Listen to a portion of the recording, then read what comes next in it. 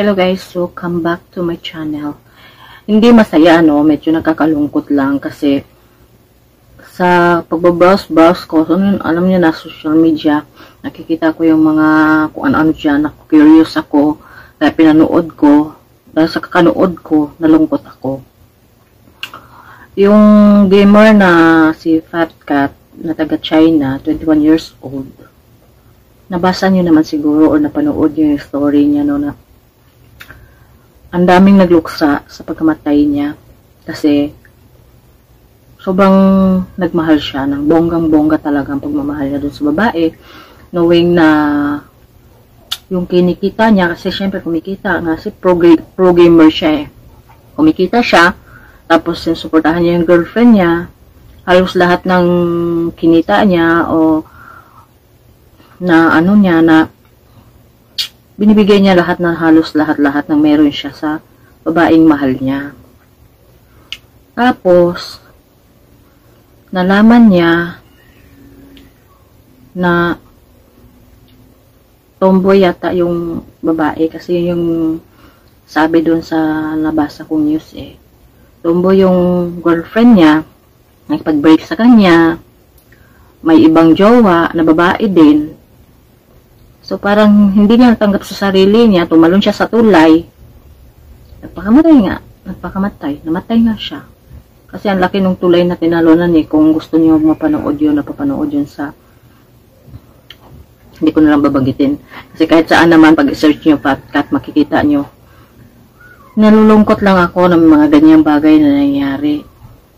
Hindi talaga biro yung masaktan ka sa taong mahal mo. Hindi naman lahat tayo na pagka-relasyon natin, nagkakaroon tayo ng perfect na relasyon at yun agad ang nakatuluyan natin. Yung iba, dumaan muna sa heartbreaks. Dumaan muna sa breakup, mga sakit-sakit, mga, alam mo yung pinaglululoko, pinagtaksilan, bago pa nagkaroon ng partner na talagang matatawag mo na yun na yung nakatuluyan niya, yun pala yung destiny niya. Dumaan muna sa mga sakit. Pero yung iba, kahit halos hindi na kaya, kinakaya pa rin. Yung iba nga, katulad ni Fat Cat Gamer na hindi naman niya kinaya yung sakit, para lang hindi niya mararamdaman yung sakit na nararamdaman niya, mas pinili niya kung kasan yung buhay niya. So, yun nga, medyo bata pa kasi siya, tsaka may future talaga siya. Lalo na mga gamer ngayon, ang lalakas kumita ng mga yan, pero yun nga, mas inuna niya pang wakasan yung buhay niya compare sa mas ipakita niya kasi iba-ibang tao May iba wawakasan yung buhay para lang wala na maramdaman sakit. Yung iba naman mas magpupursige para ipakita na kaya nila. Kaya ko kahit wala ka. Tulad ko, nasasaktan na naman ako. Hindi nasasaktan ngayon ha. Pero the past, may mga time din na nasaktan ako, nang bonggang-bongga din ang sakit na hindi ko alam kung hanggang kailan or paano ko kakayanin, pero salamat sa Diyos at hanggang ngayon dito ako, kinaya ko.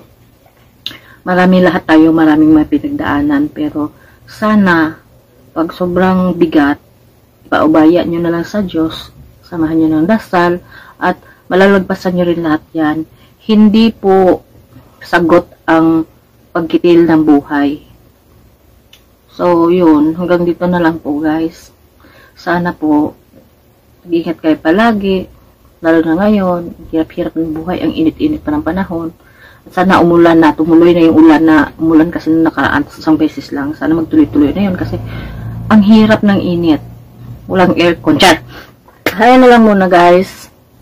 Sana may natutunan kayo kahit paano sa vlog ko ngayon. At yun nga, hanggang sa muli natin pagkikita. Bye!